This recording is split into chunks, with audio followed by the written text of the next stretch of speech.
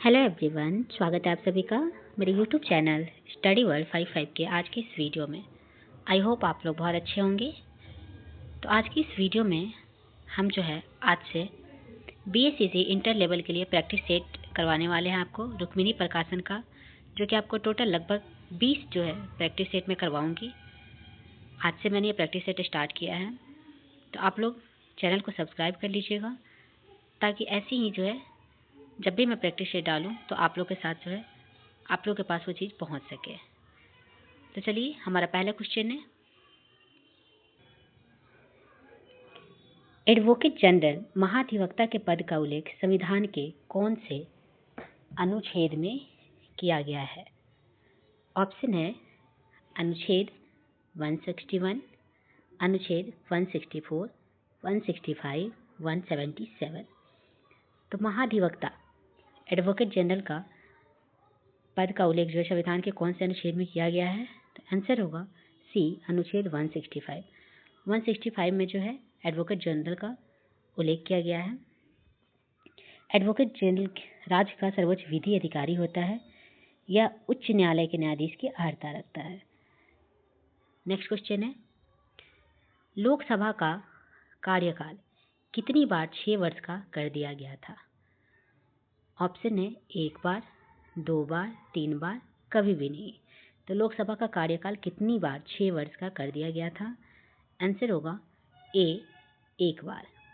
Answer होगा ए, 1 बार। लोकसभा का कार्यकाल एक बार मात्र जो है 5 वर्ष के स्थान पर 6 वर्ष कर दिया गया था।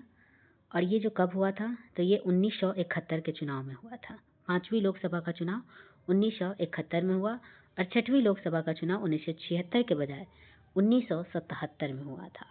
तो लोकसभा का कार्यकाल कितनी बार 6 वर्ष का कर दिया गया था? तो बस 1 बार। आंसर होगा ए, 1 बार। नेक्स्ट क्वेश्चन है, सरकारिया आयोग का गठन किस विषय पर रिपोर्ट देने के लिए किया गया था? ऑप्शन है सरकारी कर्मचारियों के लिए नए वेतनमान, केंद्र राज्य संबंध, राम जन्मभूमि बाबरी मस्जिद विवाद और कावेरी विवाद। तो सरकारिया आयोग का गठन जो है किस विषय के रिपोर्ट पर देने के लिए किया गया था? आंसर होगा इसका बी, केंद्र राज्य संबंध विवाद पे। केंद्र राज्य संबंध विवाद पर जो सरकारिया आयोग का गठन किया गया था। नेक्स्ट क्वेश्चन है, अल्प विकसित देशों में गरीबी का मुख्य कारण है। अल्प विकसित देशों में गरीबी का मुख्य कारण क्या है? ऑप्शन है स्वैच्छिक निष्क्रियता, आय की असमानता, सांस्कृतिक गतिविधियों का आवाज और लोगों में वृद्धि का अभाव। तो इसका आंसर हो जाएगा बी, आय की असमानता। आय की असमानता जो है अल्प विकसित देशों में गरीबी का सबसे मुख्य कारण है। वर्तमान में भारत में निर्धनता रेखा या गरीबी रेखा का निर्धारण कौन करता है? तो ये करता है नीति आयोग। नीति आयोग के द्वारा ही भारत में जो है गरीबी रेखा का निर्धारण किया जाता है। नेक्स्ट क्वेश्चन है, उद्योगों में प्रशिक्षण विद्यार्थियों को निःशुल्क अथवा कम कीमत पर पुस्तकें और स्टेशनरी उपलब्ध कराने जैसे आर्थिक कार्यक्रम सर्वप्रथम किस पंचवर्षीय योजना में प्रारंभ किया गया था? तो उद्योगों में प्रशिक्षण विद्यार्थियों को निःशुल्क अथवा कम कीमत पर पुस्तक और स्टेशनरी उपलब्ध कराने के लिए कौन से पंचवर्षीय योजना में इसको जो प्रारंभ की गई थी? ऑप्शन है तीसरी पंचवर्षीय योजना, चौथी पंचवर्षीय योजना, 5वीं पंचवर्षीय योजना, 6ठी पंचवर्षीय योजना। तो कौन से पंचवर्षीय योजना में जो है ये सारी चीज़ें उपलब्ध कराने की बात की गई थी? तो इसका आंसर हो जाएगा 5 का सी, 5वीं पंचवर्षीय योजना। उद्योगों में प्रशिक्षण विद्यार्थियों को निःशुल्क अथवा कम कीमत पर पुस्तकें और स्टेशनरी उपलब्ध कराने जैसे आर्थिक कार्यक्रम 5वीं पंचवर्षीय योजना में प्रारंभ किए गए थे। नेक्स्ट क्वेश्चन है, डैश के बाद की अवधि के दौरान खाद्यान्नों विशेषतः गेहूं के उत्पादन में बहुत वृद्धि हुई थी। किसके कौन सी ईस्वी के बाद जो है खाद्यान्नों में बहुत ज़्यादा वृद्धि हुई थी? ऑप्शन है 1954, 1964, 1965, 1966। आंसर होगा डी, 1966 में। 1966 ईस्वी के बाद की अवधि के दौरान खाद्यान्नों में विशेषतः गेहूं के उत्पादन में बहुत ज़्यादा वृद्धि हुई थी। हरित क्रांति का प्रारंभ आपको लगभग जो है 1966 से 67 ईस्वी में माना जाता है। तो हरित क्रांति का सर्वाधिक सकारात्मक प्रभाव गेहूं पर पड़ा था, जिसकी पैदावार में 300% से अधिक की वृद्धि हुई थी। कितनी की वृद्धि हुई थी? 300 300% की वृद्धि जो हुई थी वो हुई थी 1966 में, क्योंकि हरित क्रांति का प्रारंभ भी जो है 1966 से 67 के करीब में हुआ था। नेक्स्ट क्वेश्चन है, पद फोर्थ एस्टेट संबंधित है। पद फोर्थ एस्टेट किससे संबंधित है? ऑप्शन है अर्धविकसित देशों से, न्यायालय संबंधी कार्यों से, कार्यपालिका से और प्रेस से। तो फोर्थ एस्टेट संबंधित किससे है?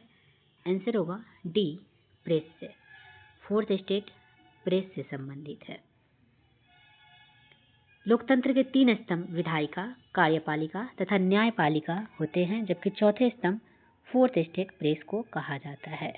और प्रेस की स्वतंत्रता कौन से अनुच्छेद में है? तो प्रेस की स्वतंत्रता आपको जो है 19(1) में जो है प्रेस की स्वतंत्रता का उल्लेख किया गया है। नेक्स्ट क्वेश्चन है, निम्नलिखित में से किस कोटि के कामगारों को खेतीहर कहा जाता है? कौन सी कोटि के कामगारों को जो है खेतीहर कहा जाता है? ऑप्शन है जिनकी अपनी जमीन हो और खेती करते हो। दूसरा है जो जमीन पट्टे पर लेकर खेती करते हो। तीसरा जो दूसरों के जमीन पर खेती करते हो।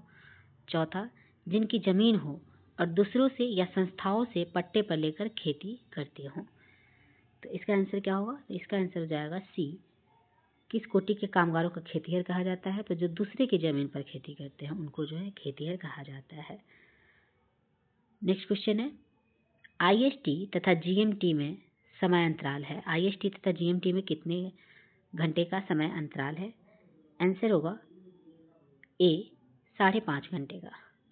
आईएसटी तथा जीएमटी में समय अंतराल कितना है? तो 5.5 घंटे का।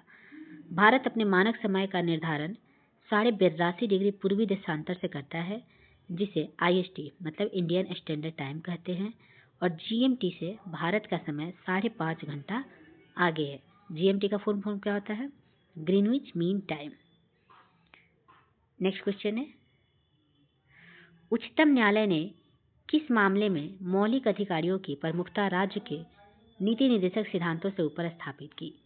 तो उच्चतम न्यायालय ने किस मामले में मौलिक अधिकारों की प्रमुखता राज्य के नीति निर्देशक सिद्धांतों से ऊपर स्थापित की थी? ऑप्शन है गोलकनाथ का मामला, केशवानंद भारती का मामला, मिर्नवा मिल्स का मामला, उपयुक्त सभी मामले। तो उच्चतम न्यायालय का कौन से मौलिक अधिकारों की प्रमुखता जो है? तो 10 का आंसर हो जाएगा आपको ए, गोलकनाथ का मामला। 10 का आंसर होगा ए, गोलकनाथ का मामला। उच्चतम न्यायालय ने गोलकनाथ मामलों में मौलिक अधिकारों की प्रमुखता राज्य के नीति निर्देशक सिद्धांतों के ऊपर स्थापित की थी। 1973 ईस्वी में केशवानंद भारती बनाम केरल राज्यवाद में जो है आपको उच्चतम न्यायालय ने निर्णय दिया कि संसद मौलिक अधिकार से संविधान के किसी भागों में जो है संशोधन कर सकता है, लेकिन संविधान के मूलभूत ढांचे को नहीं कर सकता है। ये जो है आपको केशवानंद भारती वाले में हुआ था। प्रस्तावना में भी संशोधन करने का अधिकार सिर्फ संसद को दिया गया। तो सर्वोच्च न्यायालय ने गोलकनाथ बनाम पंजाब राज्यवाद 1967 ईस्वी के निर्णय में अनुच्छेद 368 में निर्धारित प्रक्रिया से मूल अधिकारों में संशोधन पर रोक लगा दी, अर्थात संसद मूल अधिकारों में संशोधन नहीं कर सकती है। तो इसका आंसर हो जाएगा आपको ए, गोलकनाथ का मामला। नाउ नेक्स्ट क्वेश्चन,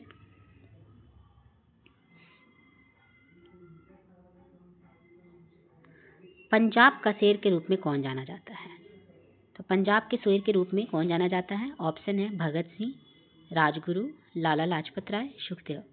तो पंजाब का शेर किनको बोला जाता है? तो आंसर हो जाएगा सी, लाला लाजपत राय को। लाला लाजपत राय को पंजाब का शेर के रूप में जाना जाता है।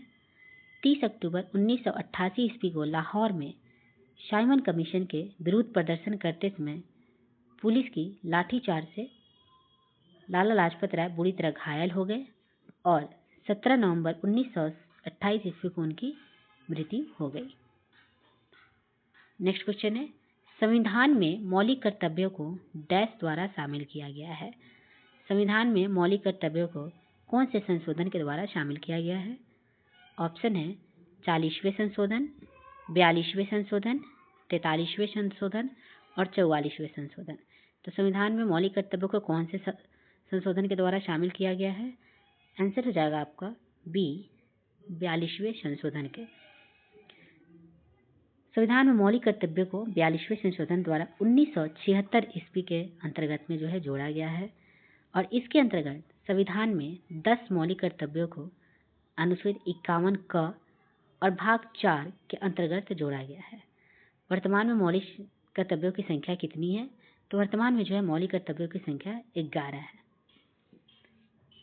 नेक्स्ट क्वेश्चन है, लोकसभा में अविश्वास प्रस्ताव प्रस्तुत करने के लिए कम से कम कितने सदस्यों का समर्थन चाहिए? लोकसभा में अविश्वास प्रस्ताव प्रस्तुत करने के लिए कम से कम कितने सदस्यों का समर्थन चाहिए? ऑप्शन है 60 सदस्य, 80 सदस्य, 50 सदस्य, सदन के 2/3 सदस्य।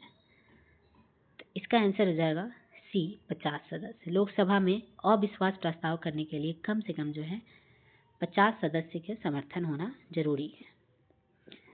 अविश्वास प्रस्ताव सदन में विपक्षी दल के किसी सदस्य द्वारा रखा जाता है और इस पक्ष में कम से कम 50 सदस्यों का होना आवश्यकता है तथा प्रस्ताव प्रस्तुत किए जाने के 10 दिन के अंदर इस पर चर्चा होना भी आवश्यक है। नेक्स्ट क्वेश्चन है, भारत में उच्चतम न्यायालय के न्यायाधीश के रूप में नियुक्ति के लिए निम्नलिखित में से कौन सा अहर्ता अनिवार्य नहीं है? ऑप्शन है भारत का नागरिक होना, आयु कम से कम 35 वर्ष होनी चाहिए, एक या अधिक उच्च न्यायालयों में कम से कम 10 वर्ष तक एडवोकेट के रूप में प्रैक्टिस कर चुका हो, एक प्रतिष्ठित विधिवत उच्च न्यायालयों में कम से कम 10 वर्ष तक एडवोकेट के रूप में प्रैक्टिस कर चुका हो। डी नंबर, एक प्रतिष्ठित विधिवेता होना चाहिए। तो भारत में उच्चतम न्यायालय के न्यायाधीश के रूप में नियुक्ति के लिए निम्नलिखित में से कौन सा अहर्ता अनिवार्य? जिसमें है नहीं है, यहाँ पे पूछा गया है नहीं है। तो इसका आंसर हो जाएगा बी, आयु में कम से कम 35 वर्ष होनी चाहिए, ये जो है जरूरी नहीं है। उच्चतम न्यायालय और उच्च न्यायालय के न्यायाधीशों की न्यूनतम आयु निर्धारित नहीं है। भारतीय संविधान के अनुच्छेद 124 से 147 के बीच भारत के सर्वोच्च न्यायालय संबंधित प्रावधान दिए गए हैं। भारतीय संविधान के अनुच्छेद 214 से 232 के बीच उच्च न्यायालय संबंधित प्रावधान दिए गए हैं। तो इसमें जो है आयु जो है निर्धारित नहीं की गई है। तो आपका गलत आंसर क्या हो जाएगा? तो बी नंबर जो है आपका गलत आंसर हो जाएगा। नेक्स्ट क्वेश्चन है, आर्यों का भारत में प्रथम अस्थायी आवास था। आर्यों का भारत में प्रथम अस्थायी आवास क्या था? ऑप्शन है बलूचिस्तान, सिंध, उत्तर प्रदेश, पंजाब। इसका आंसर क्या होगा? तो आर्यों का जो है भारत में प्रथम अस्थायी स्थान था पंजाब। आंसर हो जाएगा डी पंजाब। आर्य का सर्वप्रथम पंजाब में स्थायी आवास था। आर्य सर्वप्रथम पंजाब एवं अफगानिस्तान में बसे थे। आर्यों का भाषा कैसा था? तो आर्यों की भाषा वैदिक संस्कृत थी। नेक्स्ट क्वेश्चन है, उपनिषद पुस्तकें हैं डैश पर। ऑप्शन है धार्मिक संस्कार, योग, दर्शन, सामाजिक कानून। तो उपनिषद पुस्तकें जो हैं किस पर आधारित है? तो आंसर हो जाएगा 16 का सी, दर्शन। उपनिषद पुस्तकें दर्शन पर आधारित है। उपनिषदों की संख्या लगभग 108 है, जिनमें 13 को मूलभूत उपनिषदों की श्रेणी में रखा गया है। इसमें यज्ञ से जुड़े दार्शनिक विचार, आत्मा, ब्रह्म आदि की व्याख्या की गई है। उत्तर वैदिक काल के अंतिम चरण में उपनिषद की रचना किया गया था। उपनिषद को वेदांत भी कहते हैं। नेक्स्ट क्वेश्चन है, नेसेट किस देश की संसद का नाम है? नेसेट किस देश की संसद का नाम है? ऑप्शन है मंगोलिया, ताइवान, स्पेन, इजराइल। तो नेसेट किस देश की संसद का नाम है? आंसर हो जाएगा डी, इजराइल। नेसेट जो है इजराइल के संसद का नाम है। यहाँ पे अगर बात करें मंगोलिया, मंगोलिया के संसद का नाम क्या है? तो मंगोलिया के संसद का नाम आपको हो जाएगा खुराल। खुराल, खुराल जो है मंगोलिया के संसद का नाम है। स्पेन के संसद का नाम क्या हो जाएगा? तो कोटेस। कोटेस जो है स्पेन के संसद का नाम हो जाएगा। ताइवान के संसद का नाम क्या हो जाएगा? युआन। ताइवान का संसद का नाम युआन। नेक्स्ट क्वेश्चन है, पंचवर्षीय योजना के मसौदे को अंततः कौन अनुमोदित करता है? तो पंचवर्षीय योजना के मसौदे को अंततः कौन अनुमोदित करता है? ऑप्शन है संसद तथा राज्य विधायिका, राष्ट्रीय विकास परिषद, योजना आयोग, राष्ट्रपति। तो पंचवर्षीय योजना के मसौदे को अंततः कौन जो है अनुमोदित करता है? आंसर होगा बी, राष्ट्रीय विकास परिषद। राष्ट्रीय विकास परिषद पंचवर्षीय योजना के मसौदे को अनुमोदित करता है। 1 जनवरी 2015 को मंत्रिमंडल के एक प्रस्ताव के तहत एक नई संस्था नीति आयोग का गठन किया गया था। नीति आयोग का गठन कब किया गया? 1 जनवरी 2015 को, जो योजना आयोग का स्थान ले लिया था, पहले जिसको योजना आयोग बोला जाता था। तो पंचवर्षीय योजनाओं के भावी स्वरूप आदि के संबंध में यह आयोग सरकार को सलाह देती है। और नीति आयोग की संरचना में प्रधानमंत्री इसके पदेनाध्यक्ष होते हैं और नीति आयोग के जो है प्रथम उपाध्यक्ष कौन थे? तो अरविंद पनगारिया थे। नेक्स्ट क्वेश्चन है, कोई अर्थव्यवस्था टेक ऑफ अवस्था में होती है जब? कौन सी अर्थव्यवस्था जो है टेक ऑफ अवस्था में होती है जब? ऑप्शन है सभी नियंत्रण हटा दिया जाए, अर्थव्यवस्था का क्षय होने वाला हो, अर्थव्यवस्था स्थिर हो, या फिर स्थैतिक विकास प्रारंभ हो। आंसर हो जाएगा डी, स्थैतिक विकास प्रारंभ हो। कोई अर्थव्यवस्था टेक ऑफ अवस्था में होती है जब स्थैतिक विकास का प्रारंभ होता है। टेक ऑफ मॉडल 1950 में अमेरिकी अर्थशास्त्री वाल्ट व्हिटमैन रोस्टो द्वारा प्रकाशित किया गया था। यह मॉडल बताता है कि आर्थिक विकास 5 बुनियादी चरणों में होता है। आर्थिक विकास कितने चरणों में होता है? तो आर्थिक विकास आपका 5 बुनियादी चरणों में होता है। टेक ऑफ अवस्था आर्थिक विकास के प्राथमिक चरण को प्रदर्शित करता है। किसी अल्प विकसित देशों के विकासशील अर्थव्यवस्था की ओर बढ़ने के लिए पूंजी निवेश महत्वपूर्ण कारक है। नेक्स्ट क्वेश्चन है, ग्राम सभा के संदर्भ में निम्नलिखित में से कौन सा कथन असत्य है? यहाँ पे पूछा गया असत्य है, कौन सा कथन जो है ग्राम सभा के संदर्भ में गलत है? ऑप्शन है ग्राम पंचायत पूरे गांव के हित में निष्पक्ष रूप से काम कर सके, इसमें ग्राम सभा की महत्वपूर्ण भूमिका है। ये जो है बिल्कुल सत्य लग रहा है। ए नंबर आपका सत्य है।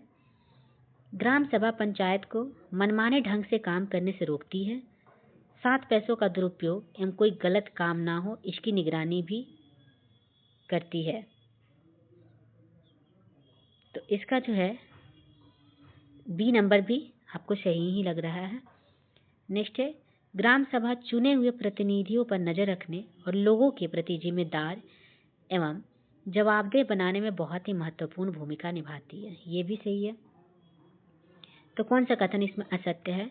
तो तीनों अगर सही है तो जो है सभी कथन सत्य है, ये सही हो जाएगा। डी नंबर जो है सभी कथन इसमें जो है सही बना गया, तो आंसर हो जाएगा डी।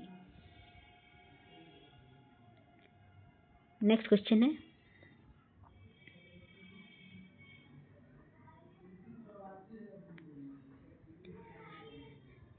यूरोप तथा अफ्रीका को कौन सी जल संधि पृथक करती है? यूरोप तथा अफ्रीका को कौन सी जल संधि जो है पृथक करती है? ऑप्शन है बोस्फोरस, जिब्राल्टर, बेरिंग, डोवर। तो यूरोप तथा अफ्रीका को जो जल संधि पृथक करती है वो है बी, जिब्राल्टर। जिब्राल्टर यूरोप तथा अफ्रीका को अफ्रीका जल संधि पृथक करती है। जिब्राल्टर जल संधि भूमध्य सागर को अटलांटिक महासागर से जोड़ती है और जिब्राल्टर जल संधि यूरोपीय देश स्पेन तथा अफ्रीकी देश मोरक्को के मध्य में है। बेरिंग जल संधि बेरिंग सागर एवं चुक्सी सागर को जोड़ती है।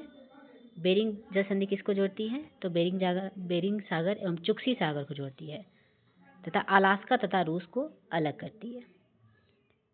नेक्स्ट क्वेश्चन है, महिला प्रीमियर लीग WPL 2023 का खिताब किस टीम ने जीता है? तो महिला प्रीमियर लीग 2023 का खिताब किस टीम ने जीता है? ऑप्शन है Mumbai Indians, Delhi Capitals, UP warriors, Gujarat giants. Answer हो जाएगा ए, मुंबई इंडियंस। महिला प्रीमियर लीग 2023 का खिताब किसने जीता? तो मुंबई इंडियंस। नेक्स्ट क्वेश्चन है, किस राष्ट्रकूट शासक ने एलोरा के पर्वतों को कटवाकर प्रसिद्ध कैलाश मंदिर का निर्माण करवाया? कौन सा राष्ट्रकूट शासक जो है एलोरा के पर्वतों को कटवाकर प्रसिद्ध कैलाश मंदिर का निर्माण करवाया था? ऑप्शन है इंद्र तृतीय, कृष्ण प्रथम, कृष्ण तृतीय, दंती दुर्ग। आंसर हो जाएगा बी कृष्ण प्रथम। राष्ट्रकूट शासक कृष्ण प्रथम ने एलोरा के पर्वतों को कटवाकर प्रसिद्ध कैलाश मंदिर का निर्माण करवाया था और राष्ट्रकूट वंश की स्थापना लगभग 753 ईस्वी में दंती दुर्ग ने किया था। राष्ट्रकूट शासक के जो है पहला शासक कौन था? तो दंती दुर्ग। इसने मान्य खेत या मालखंड को अपनी राजधानी बनाई थी। नेक्स्ट क्वेश्चन है, सुल्तानगंज बिहार में भागलपुर के निकट में खोजी गई गौतम बुद्ध की विशाल प्रतिमा को डैश काल की प्रतिमा मानी जाती है? तो सुल्तानगंज में खोजी गई गौतम बुद्ध की विशाल प्रतिमा को कौन सी काल की प्रतिमा मानी जाती है? ऑप्शन है शुंग, मौर्य, नंद, गुप्त। आंसर होगा डी गुप्त। गुप्त काल की जो है प्रतिमा ये मानी जाती है। गुप्त काल में चांदी के सिक्कों के रुपये कहा जाता है। नागर शैली में मंदिर बनाने की कला का जन्म गुप्त काल में ही हुआ है। और सुल्तानगंज में खोजी गई गौतम बुद्ध की विशाल प्रतिमा को गुप्त काल की प्रतिमा मानी गई है। नेक्स्ट क्वेश्चन है, जब किसी कार्य में आवश्यकता से अधिक लोग लगे होते हैं तो इसे किस नाम से जाना जाता है? जब किसी भी कार्य में आवश्यकता से अधिक लोग लगे हुए होते हैं तो इसे किस नाम से जाना जाता है? ऑप्शन है सीजनल अनएम्प्लॉयमेंट, मौसमी बेरोजगारी, टोटल अनएम्प्लॉयमेंट, संपूर्ण बेरोजगारी, डिस्क्यूस्ड अनएम्प्लॉयमेंट, प्रच्छन्न बेरोजगारी, पार्शियल अनएम्प्लॉयमेंट, आंशिक बेरोजगारी। आंसर हो जाएगा सी प्रच्छन्न बेरोजगारी। जब किसी कार्य में आवश्यकता से अधिक लोग होते हैं तो उसे जो है प्रच्छन्न बेरोजगारी के नाम से जाना जाता है। और प्रच्छन्न बेरोजगारी कृषि क्षेत्र में देखने को मिलती है। इसे अदृश्य बेरोजगारी के नाम से भी जाना जाता है। ऐसी बेरोजगारी जो मौसम के आधार पर उत्पन्न होती है उसे मौसमी बेरोजगारी कहा जाता है। नेक्स्ट क्वेश्चन है, रेणुकूट किस उद्योग के लिए प्रसिद्ध है? रेणुकूट किस उद्योग के लिए प्रसिद्ध है? ऑप्शन है अभ्रक, एल्युमिनियम, लोहा, खाद। तो रेणुकूट जो है किस उद्योग के लिए प्रसिद्ध है? आंसर हो जाएगा बी एल्युमिनियम। रेणुकूट जो है एल्युमिनियम उद्योग के लिए प्रसिद्ध है। रेणुकूट कहाँ है? तो रेणुकूट उत्तर प्रदेश में अवस्थित है और ये के हिडाल्को कंपनी है रेणुकूट जो एल्युमिनियम के लिए प्रसिद्ध है।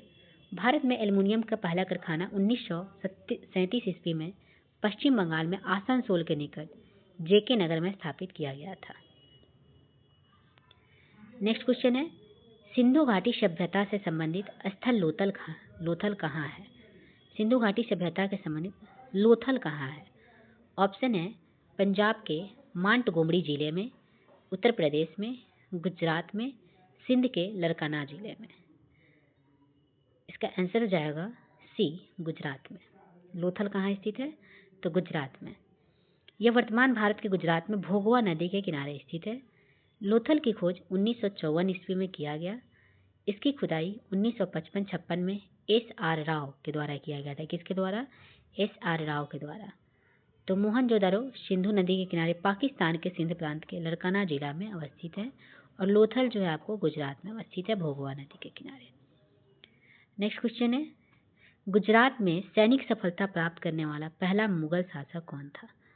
गुजरात में सैनिक सफलता प्राप्त करने वाला पहला मुगल शासक कौन था? ऑप्शन है बाबर, हुमायूं, अकबर, जहांगीर। तो कौन सा मुगल शासक था जो पहला गुजरात में सैनिक सफलता प्राप्त किया था? आंसर होगा बी हुमायूं। गुजरात में सैनिक सफलता प्राप्त करने वाला पहला मुगल शासक हुमायूं था। अकबर ने 1572 ईस्वी में गुजरात विजय किया था जिसके उपलब्ध में बुलंद दरवाजा का निर्माण किया। नेक्स्ट क्वेश्चन है, दांत का मंदिर कहाँ है? दांत का मंदिर कहाँ है? ऑप्शन है भारत, श्रीलंका, भूटान, कंबोडिया। तो दांत का मंदिर कहाँ है? आंसर हो जाएगा बी श्रीलंका। दांत का मंदिर कहाँ है? श्रीलंका में। नेक्स्ट क्वेश्चन है, किस वंश के शासकों को हुनों के आक्रमण का सामना करना पड़ा? ऑप्शन है मौर्य, शुंग, गुप्त, सातवाहन। कौन से वंश के शासक को जो है हुनों के आक्रमण का सामना करना पड़ा था? आंसर हो जाएगा सी, गुप्त वंश के। गुप्त वंश के शासकों को हुनों का आक्रमण का सामना करना पड़ा था। हुनों ने 455 ईस्वी में भारत पर पहला आक्रमण किया था, जिन्हें तत्कालीन गुप्त सम्राट स्कंदगुप्त ने भारत से बाहर खदेड़ दिया। किसने हुनों को बाहर खदेड़ा था?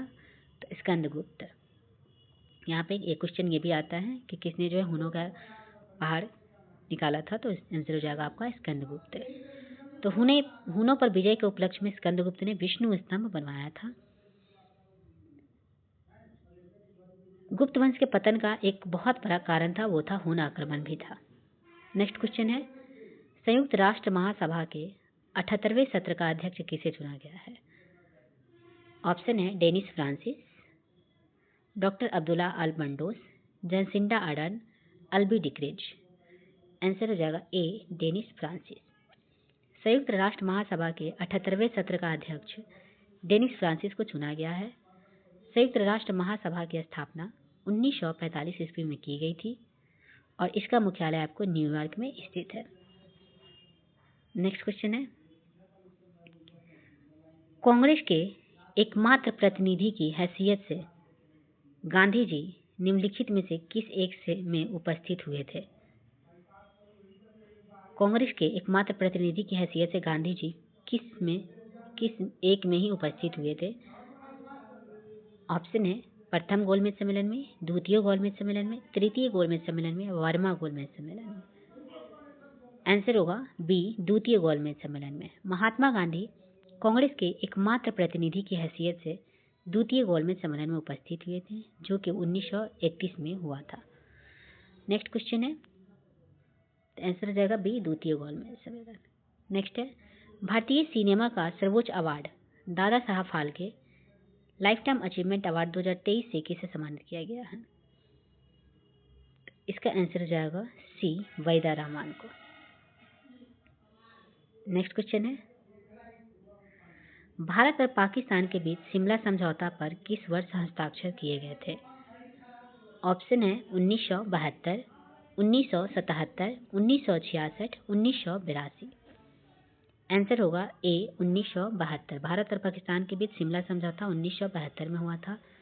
1971 का भारत पाक युद्ध के बाद भारत के शिमला में 2 जुलाई 1972 में एक संधि पर हस्ताक्षर हुए। इसे शिमला समझौता कहा जाता है।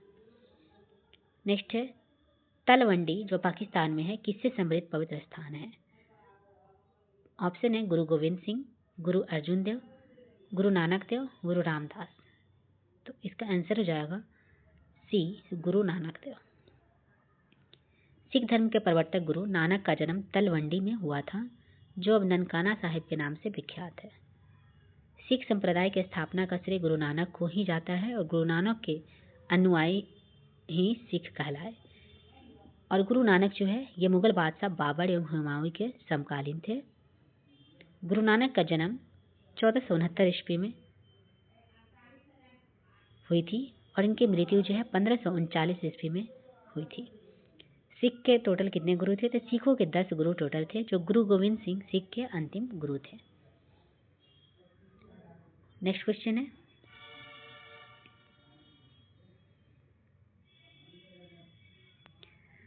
आर्य समाज की स्थापना कहाँ हुई थी? ऑप्शन है बॉम्बे, लाहौर, दिल्ली, सूरत। आंसर हो जाएगा ए, बॉम्बे। आर्य समाज की स्थापना कहाँ हुई थी? तो बॉम्बे में हुई थी। आर्य समाज की स्थापना 1875 ईस्वी में बॉम्बे में स्वामी दयानंद सरस्वती के द्वारा किया गया था। नेक्स्ट क्वेश्चन है, संसार का सबसे बड़ा गर्म मरुस्थल कौन सा है?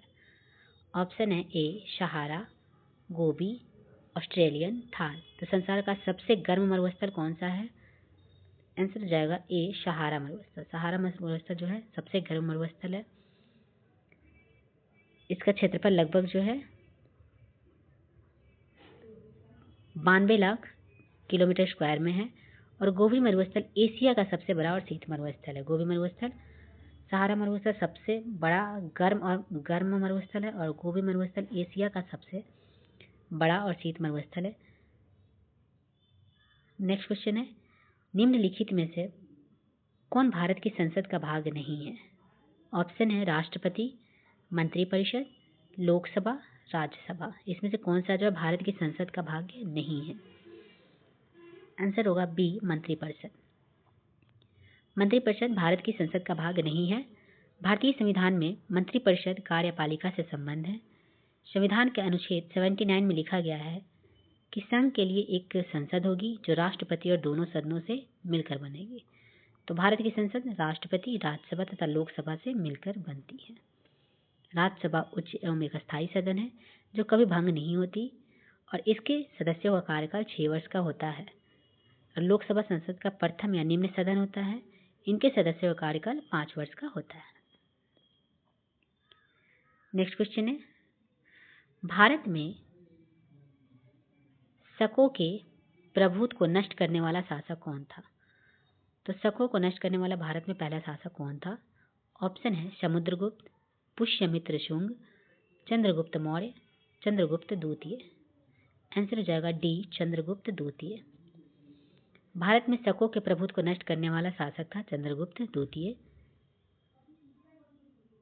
नेक्स्ट क्वेश्चन है, सर्वाधिक महत्वपूर्ण ब्राह्मण ग्रंथ है कौन सा? इसमें जो है सर्वाधिक महत्वपूर्ण ब्राह्मण ग्रंथ है।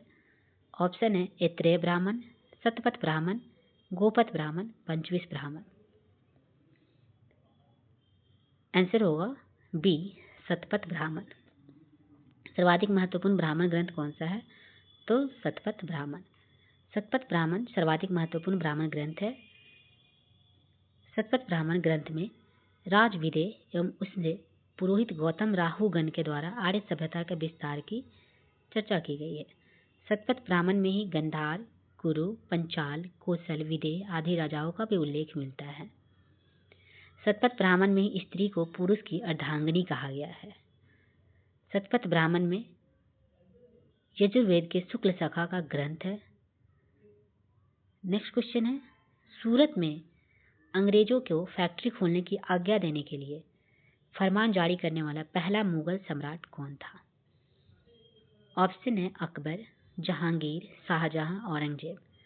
तो सूरत में अंग्रेजों को फैक्ट्री खोलने की आज्ञा देने के लिए फरमान जारी करने वाला पहला मुगल सम्राट कौन था? आंसर हो जाएगा बी, जहांगीर।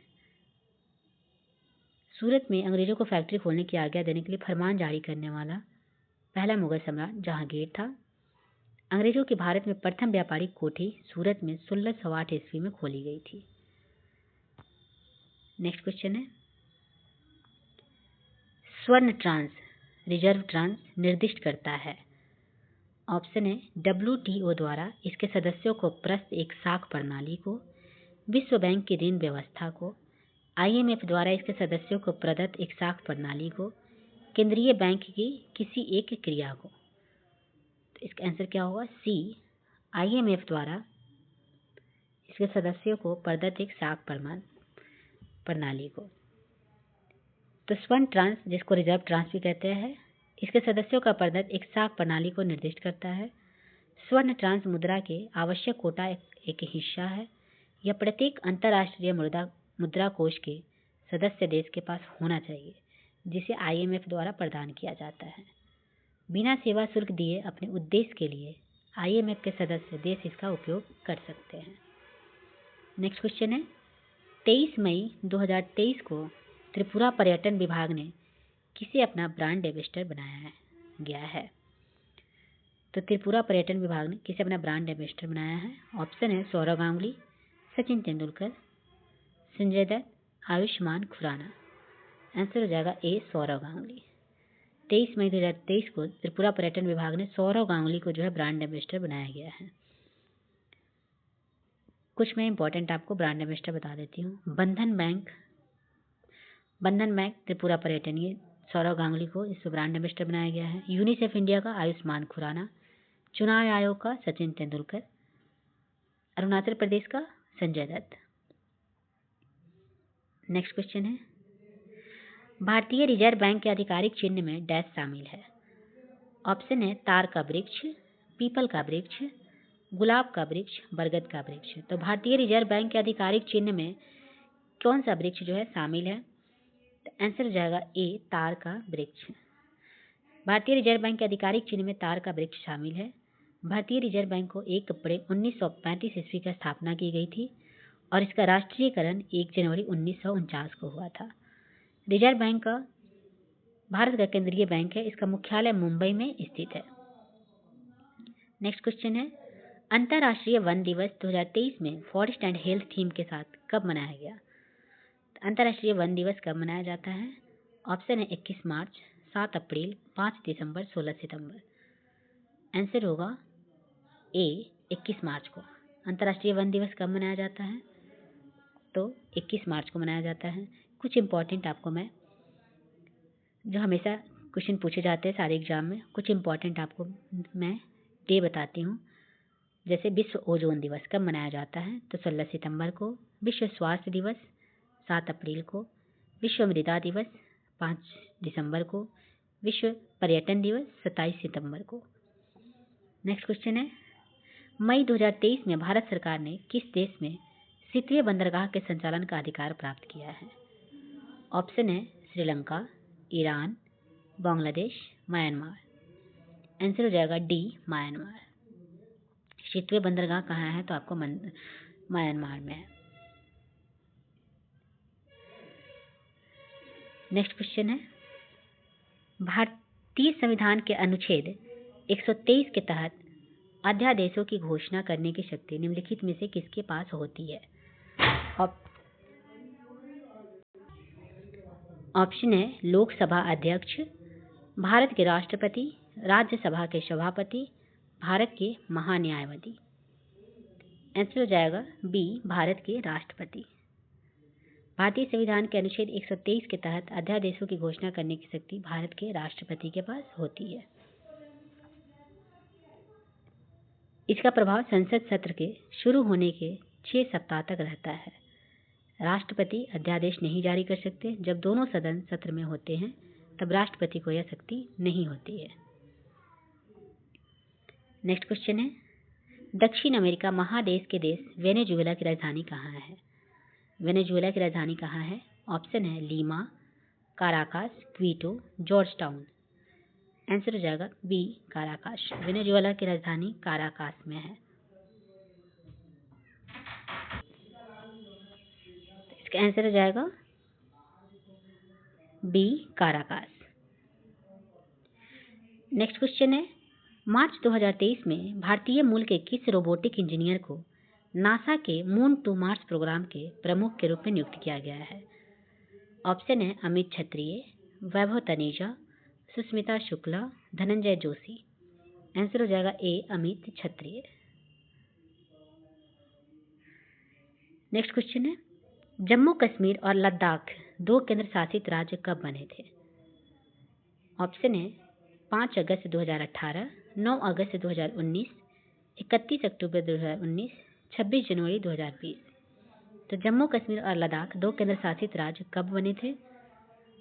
इसका आंसर हो जाएगा सी 31 अक्टूबर 2019 को जम्मू कश्मीर और लद्दाख 2 राज्य का गठन हुआ था और जम्मू कश्मीर का पुनर्गठन अधिनियम 2019 के तहत हुआ है।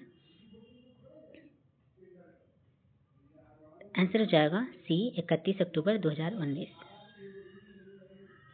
नाउ नेक्स्ट क्वेश्चन,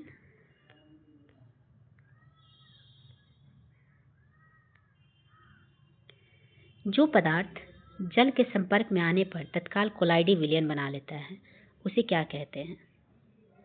तो जो पदार्थ जल के संपर्क में आने पर तत्काल कोलाइडी विलयन बनाता है उसे क्या कहते हैं? ऑप्शन है ब्रह्मा कोलाइड, सहचारी कोलाइड, जल विरागी कोलाइड, जल रागी कोलाइड। आंसर हो जाएगा डी जल रागी कोलाइड। जो पदार्थ जल के संपर्क में आने पर तत्काल कोलाइडी विलयन बना लेता है उसे हाइड्रोफिलिक कोलाइड्स कहते हैं। हाइड्रोफिलिक कोलाइड को ही जलरागी कोलाइड कहते हैं। तो हाइड्रोफिलिक कोलाइड जल के संपर्क में आने पर तत्काल कोलाइडी विलयन बनाता है। नेक्स्ट क्वेश्चन है, स्वतंत्र गति के लिए किसी वस्तु पर कोई बल लगाया गया, यदि बल का परिणाम तथा वस्तु का द्रव्यमान ज्ञात हो तो न्यूटन के दूसरे नियम की सहायता से हम क्या कर सकते हैं?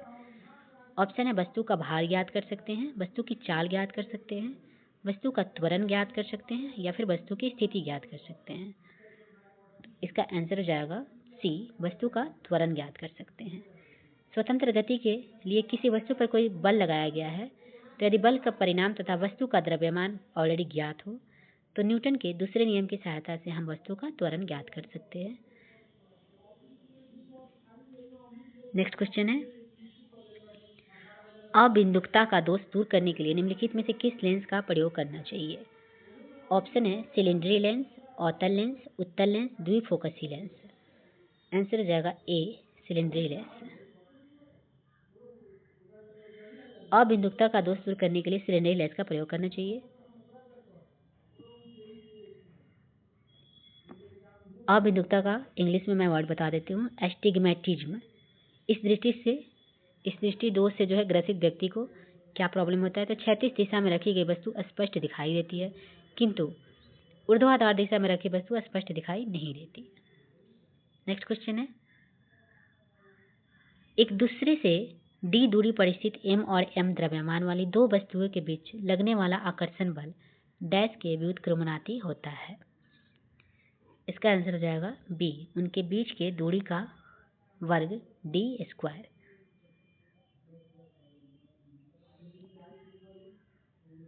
नेक्स्ट क्वेश्चन है, पहले तापयानिक बल्ब का आविष्कार किया था? पहले तापयानिक बल्ब का आविष्कार किसने किया था?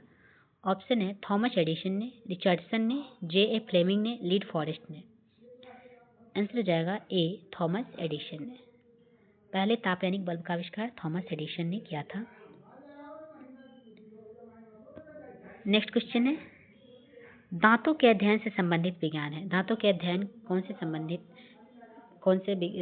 है, उसको क्या बोला जाता है दांतों के अध्ययन को? ऑप्शन है odontology, ornithology, phenology, cosmology.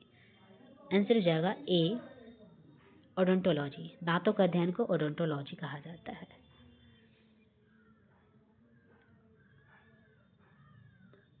Next है, फॉर्मेल्डिहाइड और पोटेशियम हाइड्रोक्साइड को गर्म करने पर हम पाते हैं। तो जब फॉर्मेल्डिहाइड और पोटेशियम हाइड्रोक्साइड को हम गर्म करते हैं तो क्या पाते हैं? ऑप्शन है acetylene, methyl alcohol, methane, ethyl format. Answer हो जाएगा डी, एथिल फॉर्मेट। फॉर्मेल्डिहाइड और पोटेशियम हाइड्रोक्साइड को गर्म करने पर एथिल फॉर्मेट बनता है। पोटेशियम हाइड्रोक्साइड, जिसका फार्मूला KOH, का उपयोग प्रयोगशाला में प्रतिक्रमक के रूप में होता है। साबुन के निर्माण में ग्लिसरॉल उत्पादन के रूप में प्राप्त होता है। नेक्स्ट क्वेश्चन है, शरीर रचना विज्ञान का अध्ययन कहलाता है। शरीर रचना विज्ञान का अध्ययन क्या कहलाता है? ऑप्शन है एनाटोमी, आर्थोलॉजी, एंथोलॉजी, स्प्लैक्नोलॉजी। तो इसका आंसर हो जाएगा ए, एनाटोमी। शरीर रचना विज्ञान का अध्ययन क्या कहलाता है? तो एनाटोमी। नेक्स्ट क्वेश्चन है, कौन सी बीमारी सबसे तीव्र गति से फैलती है? ऑप्शन है मलेरिया, प्लेग, प्लाइमिलिटिस, कोड। कौन सी बीमारी है जो सबसे तीव्र गति से फैलती है? आंसर हो जाएगा बी, प्लेग। प्लेग जो है सबसे तीव्र गति से फैलती है। यह रोग पास्चुरेला जीवाणु के कारण होता है। यह रोग सर्वप्रथम कहाँ हुआ था? तो चीन में देखा गया था। इस रोग का संक्रमण चूहा में पाए जाने वाले पिस्सू के कारण होता है। मलेरिया रोग आपको किसके कारण होता है? तो मलेरिया रोग प्लाज्मोडियम नामक परजीवी प्रोटोजोआ से होता है। मलेरिया किससे होता है? तो प्लाज्मोडियम नामक परजीवी प्रोटोजोआ से होता है। नेक्स्ट क्वेश्चन है, स्पाइरोगाइरा और प्लेनेरिया में डैश होता है। स्पाइरोगाइरा और प्लेनेरिया में क्या होता है? ऑप्शन है निषेचन, विखंडन, बीजांड द्वारा प्रजनन, पुनर्जनन। आंसर हो जाएगा डी, पुनर्जनन। स्पाइरोगाइरा और प्लेनेरिया में पुनर्जनन होता है। स्पाइरोगाइरा और प्लेनेरिया में पुनर्जनन की क्षमता होती है। संघ प्लेटीहेल्मिंथस के जीव प्लेनेरिया, टीनिया सिस्टोमोसा, फैसियोला आदि है। इस संघ के कुछ जंतु प्रायः उभयलिंगी होते हैं तथा निषेचन क्रिया प्रायः आंतरिक हुआ करती है, इसके अंदर में हुआ करती है। नेक्स्ट क्वेश्चन है, नींद न आने के लिए प्रयुक्त डॉक्टरी शब्द है। नींद न आने के लिए कौन सा शब्द जो है प्रयुक्त किया जाता है? ऑप्शन है स्मैनोबोलिज्म, इंसोम्निया, हेलुसिनेशन, निक्टिन्यूरिया। आंसर हो जाएगा बी, इंसोम्निया। नेक्स्ट है, यक्ष्मा रोग पैदा करने वाला कारक है। ऑप्शन है माइकोबैक्टीरियम, एस्परजिलस, रैप्डोवायरस, HIV। तो यक्षमा रोग पैदा करने वाला कौन सा कारक है? आंसर हो जाएगा ए माइकोबैक्टीरियम। टीबी, यक्षमा, यह रोग माइकोबैक्टीरियम ट्यूबरकुलोसिस नामक जीवाणु के द्वारा होता है। और इसे कौन सा अंग जो है प्रभावित होता है? तो इसे हड्डी, मस्तिष्क, फेफड़ा, यकृत आदि जो है इसे प्रभावित होता है और ये एक बैक्टीरिया जनित रोग है। नेक्स्ट क्वेश्चन है,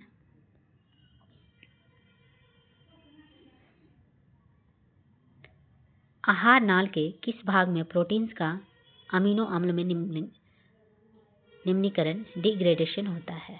ऑप्शन है स्टमक, कोलन, छोटी आंत, सीखम। आंसर हो जाएगा सी छोटी आंत में। नेक्स्ट क्वेश्चन है, रुधिर कैंसर का दूसरा नाम है? ऑप्शन है एनीमिया, पॉलीसाइथीमिया, ल्यूकोपेनिया, ल्यूकीमिया। तो रुधिर कैंसर का दूसरा नाम क्या है? आंसर हो जाएगा डी ल्यूकीमिया। नेक्स्ट क्वेश्चन है, चॉकलेट स्वास्थ्य के लिए हानिकारक हो सकते हैं क्योंकि उनमें डैश की मात्रा अधिक होती है। ऑप्शन है जिंक, निकेल, शीशा, कोबाल्ट। तो चॉकलेट स्वास्थ्य के लिए हानिकारक होते हैं, इसमें किसकी मात्रा जो है सबसे अधिक होती है? तो आंसर हो जाएगा बी निकेल की। सबसे ज़्यादा किसकी मात्रा होती है? तो निकेल की। चॉकलेट स्वास्थ्य के लिए हानिकारक होता है क्योंकि इसमें निकेल की मात्रा अधिक होती है। नेक्स्ट क्वेश्चन है, अतिचालक वे तत्व है? ऑप्शन है जिनकी चालकता धातु और रोधियों के बीच में होती है, जिनका प्रतिरोध बहुत न्यून तापमान पर लगभग शून्य हो जाता है, जो बहुत न्यून तापमान पर रोधी बन जाते हैं और जो विद्युत का चालन केवल बहुत उच्च तापमान पर ही करते हैं। इसका आंसर हो जाएगा बी, जिनका प्रतिरोध बहुत न्यून तापमान पर लगभग शून्य हो जाता है। नेक्स्ट क्वेश्चन है, एक ध्वनि तरंग की आवृत्ति 50 हर्ट्ज है और इसकी तरंग दैर्घ्य 4 मीटर है। ध्वनि तरंग की चाल कितनी है? तो यहाँ पे जो है आवृत्ति जो है 50 हर्ट्ज दी हुई है, तरंग दैर्घ्य भी दिया हुआ है, तो तरंग की चाल कितनी है? आंसर हो जाएगा ए 200 मीटर पर सेकंड। क्योंकि आवृत्ति दी हुई है, तरंग दैर्घ्य दिया गया है, तो ध्वनि तरंग की चाल निकालेंगे तो आवृत्ति इंटू तरंग दैर्घ्य निकालेंगे तो 50 इंटू 4 मीन्स 200। आवृत्ति इंटू तरंग दैर्घ्य निकालेंगे 50 इंटू 4 तो 200 मीटर पर सेकेंड इसका आंसर हो जाएगा। आंसर हो जाएगा ए 200 मीटर पर सेकेंड। नेक्स्ट क्वेश्चन है, दौड़ के दौरान धावक का गुरुत्व केंद्र होता है? ऑप्शन है उसके पैरों के आगे, उसके पैरों के पीछे, शरीर के मध्य में, शरीर के बाईं ओर। दौड़ के दौरान धावक का गुरुत्व केंद्र क्या होता है? आंसर हो जाएगा सी शरीर के मध्य में। दौड़ के दौरान धावक का गुरुत्व केंद्र शरीर के मध्य में होता है। पृथ्वी जिस बल से किसी वस्तु को अपनी ओर आकर्षित करती है उसे गुरुत्व बल कहते हैं। नेक्स्ट क्वेश्चन है, रासायनिक रूप से मिल्क ऑफ मैग्नीशिया क्या होता है? ऑप्शन है magnesium carbonate, sodium bicarbonate, calcium hydroxide, magnesium hydroxide. Answer हो जाएगा D magnesium hydroxide. Milk of magnesium को मैग्नीशियम हाइड्रोक्साइड भी कहा जाता है। मैग्नीलियम एक मिश्र धातु है। ऑप्शन है एल्युमिनियम और मैग्नीशियम की, मैग्नीशियम और जिंक की, एल्युमिनियम और जिंक की, मैग्नीज और मैग्नीशियम की। तो मैग्नीलियम एक मिश्र धातु है किसकी किसकी? आंसर हो जाएगा ए एल्युमिनियम और मैग्नीशियम की। नेक्स्ट क्वेश्चन है, आंख का वह कौन सा भाग है जिसमें वर्णक होता है जो किसी व्यक्ति की आंखों का रंग निश्चित करता है? ऑप्शन है स्वच्छमंडल कॉर्निया, रंजिता पटल, कोराइड, परितारिका, आइरिश, कचापकाय, विट्रेस पिंड। इसका आंसर हो जाएगा सी आइरिश। आइरिस के बीच में एक छेद होता है जिसे नेत्र तारा अथवा आंख की पुतली कहते हैं। यह कॉर्निया के पीछे वाला भाग होता है जो एक रंगीन एवं पारदर्शक झिल्ली होता है। नेक्स्ट क्वेश्चन है, इलेक्ट्रॉन सूक्ष्मदर्शी के माध्यम से क्या देखा जाता है? ऑप्शन है इलेक्ट्रॉन तथा अन्य मूल कण, जीवाणुओं तथा विषाणुओं की संरचना, मानव आमाशय के भीतरी भाग, मानव नेत्र की भीतरी भाग। आंसर हो जाएगा बी, जीवाणुओं तथा विषाणुओं की संरचना। इलेक्ट्रॉन सूक्ष्मदर्शी से माध्यम से जीवाणु तथा विषाणुओं की संरचना देखी जाती है। नेक्स्ट क्वेश्चन है, निम्नलिखित में से कौन से तत्व समूह के समान वर्ग से संबंधित है? तो कौन से तत्व है जो समूह समान वर्ग से संबंधित है? इसका आंसर हो जाएगा C, lithium, sodium and potassium. Lithium, sodium और पोटेशियम ये सभी जो है एक समान वर्ग से संबंधित है। नेक्स्ट क्वेश्चन है, वह उपकरण कौन सा है जिससे समुद्रों की गहराई को मापने के लिए ध्वनि तरंगों का प्रयोग किया जाता है? ऑप्शन है राडार, सोनार, अल्टीमीटर, वेंट्रीमीटर। तो सोनार को जो है मापने के लिए, समुद्रों की गहराई को मापने के लिए ध्वनि तरंगों का प्रयोग किया जाता है, और कौन सा है? इसका आंसर हो जाएगा बी, सोनार। सोनार द्वारा समुद्र की गहराई को मापने के लिए ध्वनि तरंग का प्रयोग किया जाता है। रडार दूर से आने वाले वायुयान की गति और दिशा ज्ञात करने वाला यंत्र है। रडार क्या है? तो दूर से आने वाले वायुयान की गति और दिशा को ज्ञात करता है। तो यह हमारा था टोटल 75 क्वेश्चन, जो जीके जीएस का क्वेश्चन था। तो आई होप आप लोग के वीडियो अच्छा लगा होगा। और नेक्स्ट ये मेरा पहला सेट प्रैक्टिस था। अभी मैं 19 और सेट प्रैक्टिस कराऊंगी। तो आप लोग जो है चैनल को सब्सक्राइब कर लीजिएगा, बेल नोटिफिकेशन ऑन कर लीजिएगा। तो चलिए वीडियो को यहीं पर समाप्त करते हैं। Thank you very much.